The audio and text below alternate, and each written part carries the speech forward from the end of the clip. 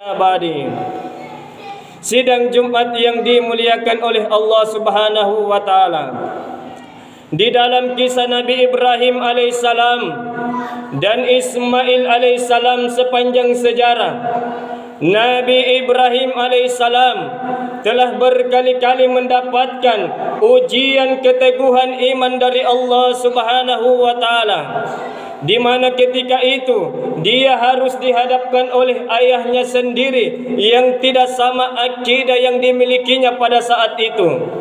Yang kedua, di mana dia diuji dan diuji, di masa tuanya pun dia masih menggadangkan tangan, bermohon kepada Allah, meminta kepada Allah agar Allah memberikan kepadanya anak yang soleh. Setelah anak soleh itu lahir, Allah Subhanahu wa taala menguji keimanan dan ketakwaan Nabi Ibrahim dengan cara apa?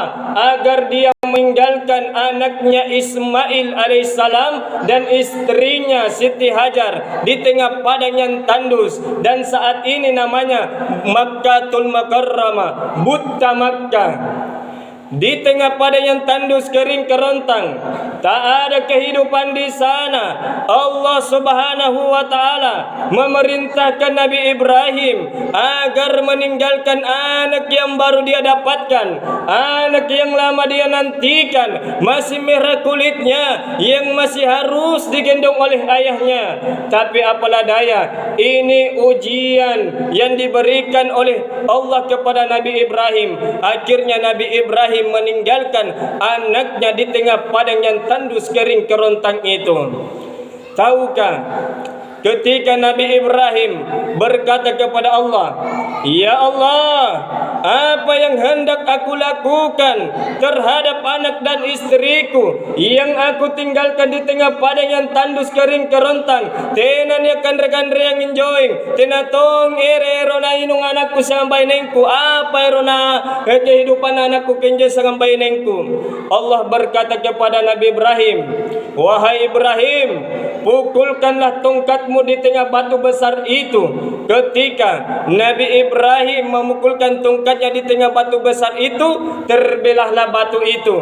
Nampaklah seekor ulat yang lahir, yang keluar dari batu itu. Batu yang tak ada makanan di dalamnya, batu yang mungkin dalam logika kita takkan pernah ada satu ulat pun yang hidup di dalamnya. Tapi itulah Allah yang maha pengasih lagi maha penyayang, yang mengatur rezeki. Hal tak bisa pun, hal sulit pun, hal mustahil pun, Allah akan jamin apa yang ada di muka bumi ini. Sidang Jumat yang dimuliakan oleh Allah Subhanahu wa taala. Dari situlah terjadinya antara Safa dan Marwah, di mana ketika itu Ismail kecil pun menangis keras.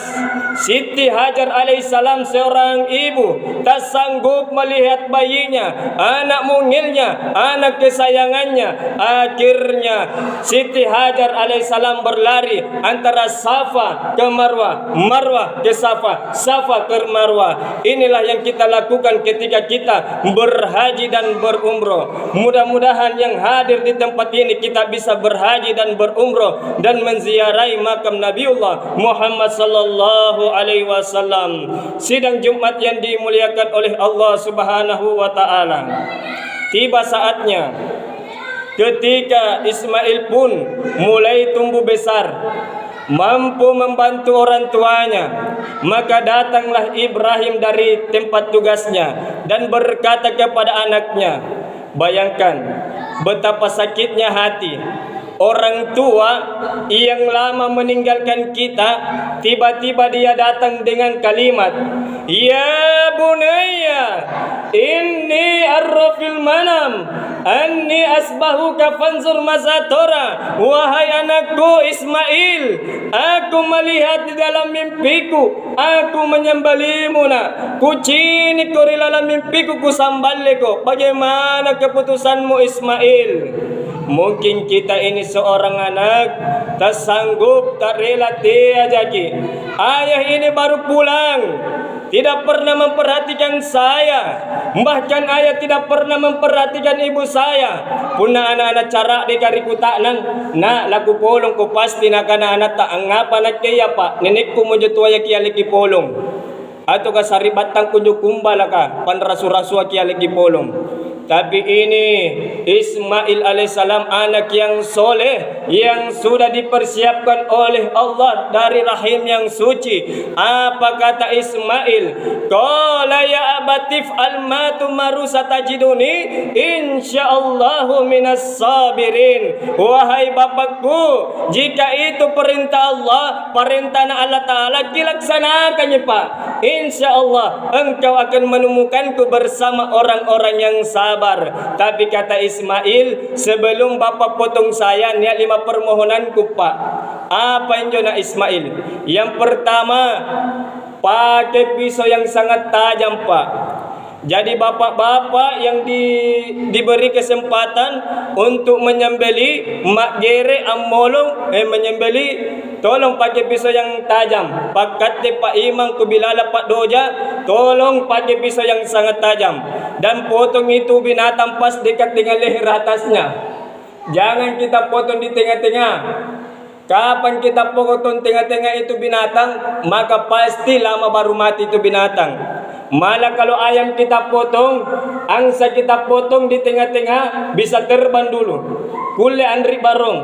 Maka dianjurkan, disunahkan, potong dekat dengan kepalanya itu leher atasnya.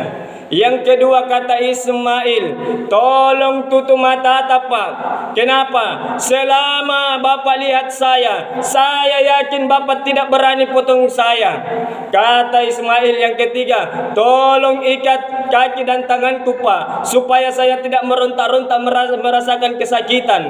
Keempat kata Ismail, tolong kipasul ki bajungku, kitanggalkan ki boleh ki jangan sampai kena darah bajuku, supaya jo amakku nacini ki bajungku nata bacera dan membuat dirinya bersedih. Dan yang kelima kata Ismail, tolong bapak, besok-besok kalau meninggal mak, usahakan tidak ada anak-anak yang lewat di depan rumah seumuranku, supaya jo amakku tena muna urangi ka bapak.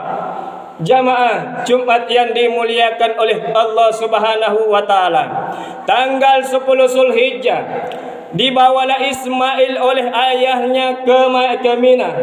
Ketika ke tempat itu, ketika kerontaran itu, setan kepanasan, iblis kepanasan. Kata iblis, kalau berhasil kini Ibrahim potong anaknya, maka tiada lagi temanku di dalam neraka. Maka iblis berusaha menggoda Ibrahim. Maka datanglah iblis menggoda Ibrahim. Ibrahim, sadar koces. Masa kamu mau potong itu anakmu? Lihat ku itu ke belakang, gambar anakmu, lucu-lucunya lagi. Bisa ku nak bantu itu bekerja, satu-satu lagi. Lama kau minta-minta.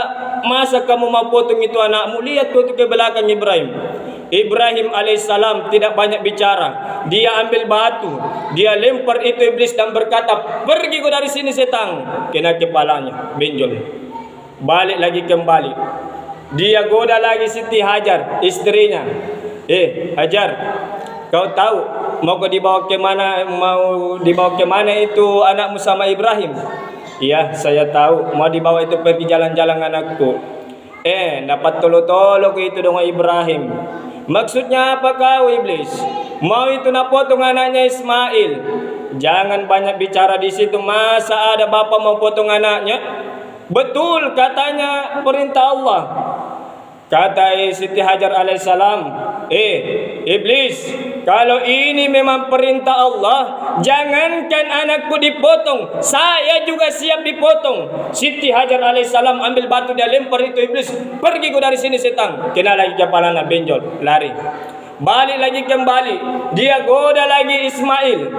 Mail, kau tahu mau kau dibawa ke mana itu sama bapakmu? Saya tahu. Masih mau itu bicara iblis, langsung dilempar. Pergi kau dari sini setan. Kabur, lari lagi. 3 kali dilempar. Dilempar oleh Ibrahim, dilempar oleh istrinya, dilempar oleh Ismail. Inilah yang kita lakukan ketika kita berhaji, melempar 3 jumroh, dilempar ke jumroh suntak setan. Itu. Kenapa 7 kali? Kenapa 7 batu? Kenapa 3 hari kita melempar 3 jumroh? Inilah yang kita lempar. Fusta, Aqabah, Ula, setan besar, setan tengah, setan kecil. Inilah yang kita lakukan ketika kita berhaji, melempar 3 jumroh. Lempar satu tempat 7 batu, pak, pindah lagi yang di tengah 7 batu, pak, pindah lagi yang di kecil 7 batu. Kenapa mesti 7 batu? Kenapa 3 kali? Kenapa 3 hari? Kenapa tidak 1 hari saja melempar jumroh 21 kali batu? Pak, kenapa bukan 1 hari? Karena Allah ingin memberikan kepada kita pelajaran bahwa iblis kau lawan, setan kau lawan tidak cukup 1 kali. Dia goda kau kali ini gagal, dia goda lagi istrimu. Gagal goda istrimu, dia goda lagi anakmu. Makanya jangan heran Pak, ada suami yang mau berkurban, yang molon sapi, datang istrinya na bilang, Pak, ko siya molon sapi, talikan na sedengan na sapi singero na polong. Mau dibilang di situ dibilang sok kaya. Kambing mau potong, setan itu Pak. Dan setan berupa istri itu susah diusir. Kalau setan yang tak nampak, dibacakan a'udzubillahi minasyaitonir rajim, kabur, lari nih. Tapi kalau setan yang nampak berupa istri, dibacakan basmalah, makin mendekat. Apa ini tak kau kira ke setan? Maka setan itu bisa datang dari suami. Ada suaminya yang dermawan tapi istrinya lagi pelit. Ada orang istrinya yang dermawan, banyak ibainena tapi buraknena sedang kikiri. Ada orang suaminya dermawan, istrinya dermawan, tapi anaknya lagi penrasu-rasu, kumba lagi. Maka membentuk keluarga yang beriman itu, belajarlah dari kisah ini. Suami harus beriman, istri harus beriman, dan anak pun harus beriman. Nah, jamaah Jumat yang dimuliakan oleh Allah Subhanahu wa taala, sampailah di Mina. Ibrahim alaihissalam membaringkan Ismail alaihissalam. Dia ambil pisaunya, dia tutup matanya. Ismail alaihissalam berteriak, Pak, tunggu dulu Pak. Kenapa kau lagi nak Ismail? Tolong buka ikatan tanganku, tolong buka ikatan kakiku Pak. Kenapa? Karena kalau saya diikat seperti ini, Allah dan para malaikatnya menilai saya, menganggap saya tidak ikhlas sehingga harus diikat. Tolong buka ikatan tangan dan kakiku Pak. Akhirnya Ibrahim membuka ikatan tangan dan kaki Ismail, lalu dimulai lagi dipotong. Begitu dipotong, Allah di atas langit memanggil Jibril. Jibril, kini goron Jibril. Siap Rasul, siap ya Allah. Jibril, kau ambil kibas di dalam surga. Punah bahasa tak dirinya bantai kibas bembe. Tahu bembe? Kambing. Ambil kau kambing di dalam surga, kau turun ke dunia, kau ganti Ismail. Begitu dipotong, malaikat di atas langit memuji Allah dan bertakbir, Allahu Akbar, Allahu Akbar, Allahu Akbar. Mendengar ini, Ibrahim berkata, La ilaha illallah, Wallahu Akbar. Lalu Ismail melanjutkan dengan kalimat, Allahu Akbar, walillahil hamd. Inilah yang dinamakan takbir. Punania tau lampak katakbir di masigi kan nampak tak do di kamu batena. Allahu Akbar, Allahu Akbar, Allahu Akbar. Digoda itu setan. Jamaah Jumat yang dimuliakan oleh Allah Subhanahu wa taala. Inilah salah satu pelajaran yang ditinggalkan oleh Nabi Ibrahim alaihissalam kepada kita semua. Apapun yang kita cintai di muka bumi ini, apapun yang kita sayangi di muka bumi ini, jikalau kurban yang kita lakukan di hari ini jauh lebih besar daripada apa yang kita sayangi, insyaallah haji yang mabrur akan kita temukan meskipun tak sempat menginjak kaki kita di tanah suci yang dirahmati Allah Subhanahu wa taala. Inilah sepatah kisah yang mana telah mengajarkan kita bahwa pengorbananlah kepada Allah yang lebih penting agar mengukur keimanan dan ketakwaan kita di dalam hati yang sebesar-besarnya. Fasolli li rabbika wanhar, maka dirikanlah solat, dilaksanakan sembahyang dan kerjakanlah yang namanya kurban. Berkurbanlah. Semoga kurban yang kita lakukan di tahun ini Allah menjauhkan kita dari malapetaka, Allah menjauhkan kita dari bahaya, mengangkat penyakit-penyakit kita, memanjangkan umur-umur kita. Semoga Allah menjadikan anak kita anak yang soleh dan soleha. Mungkin hanya ini yang dapat saya sampaikan, lebih dan kurangnya mohon dimaafkan. Terakhir, nasihat untuk kita semua. Dekat-dekat menepil kadayadi biri mitawana amile tiak lalu ki besar-besar gara-gara beda calon bupati ta, beda calon kadesta, beda calon presidenta, bertengkar bertetangga gara-gara beda pilihan. Nasari ki gajina punane aki naiki, kira-kira nasari ki gajina tena. Apalagi yang namanya janji-janji politik. Dia kita pakirikan ya janji-janji politik. Banyak itu janji-janjinya. Begitu terpilih nakalupai maki. To jenga andre ku bale-bale. Nakalupai pun leba janji. Maka pilkada ini kamu pilih A, pilih B, pilih C, silahkan, tapi jangan kamu berpecah belah. Teko beseri, jangan kamu bertengkar, jangan kamu bermusuhan. Nah karena tahu bugi sika. Jamu si salah-salah sapo. Maka pilkada ini jangan kita bertengkar. Inai nu pilih kau siana, inak ke A, kau ya siana B, ikat ya purina C. Sama-sama beda pilihan ta, tapi kita ini sama-sama orang Kabupaten Bantaeng. Tia ki ABC beseri, apalagi sampai berkelahi. Perigapa pun asiba jiki salah sedikit. Anak yang menderita di luar sana, istri tak juga yang menderita di luar sana. Syukur-syukur kalau istri tak tidak kawin lagi, kawin lagi, tambah menderita di dalam rutang, apalagi sampai di lapas, tambah menderita kok. Tuh jangan ku balik-balik, banyak temanku pernah seperti itu, menderita di dalam rutan sampai bahkan sampai di lapas. Menderita gara-gara apa?